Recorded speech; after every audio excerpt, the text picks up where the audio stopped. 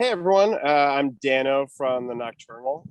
Nice to meet you, and thanks for taking the time. And yeah, Hi, so Dana. how's it going?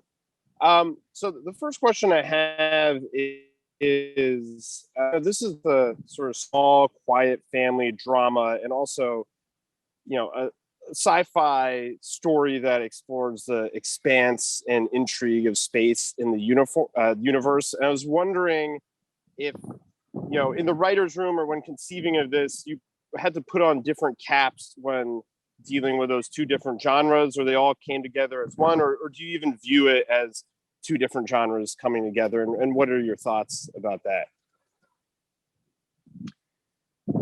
I think it was really important for us to make sure it was the same hat and that it was the same genre and it was a pure melding of them. And it didn't feel like we were jockeying back and forth between two shows, that it was one show telling one story and using the different elements of it to enhance the other and really feeling interwoven. So that was something we definitely really did consciously, and we think it's what makes the show special.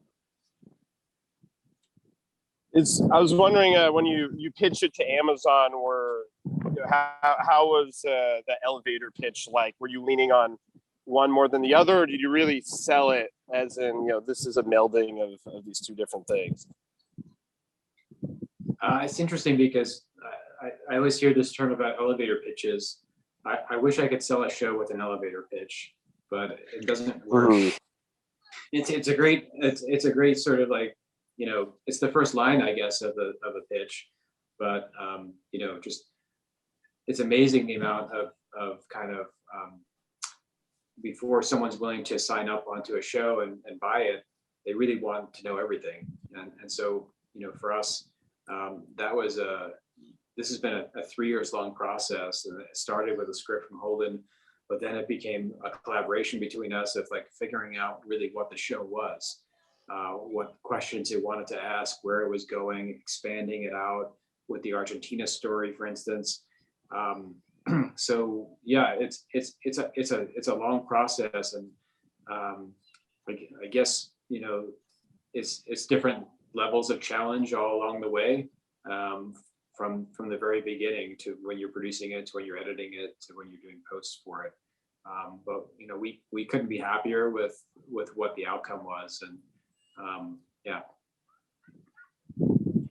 Great. And JK is usually, or I see him at least, as kind of a brash, domineering city slicker in most of his roles, and he truly is playing the opposite of that. So how did he come to mind? What was how did that pop in your head, like JK is the guy to do it?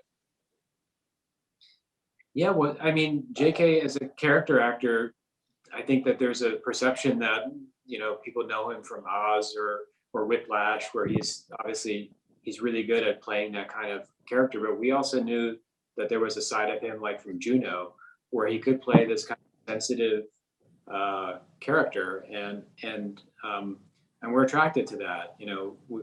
We love to kind of upset people's expectations about people or introduce a new side to them, and so we kind of took it on as an opportunity to show a side of JK that we knew was there.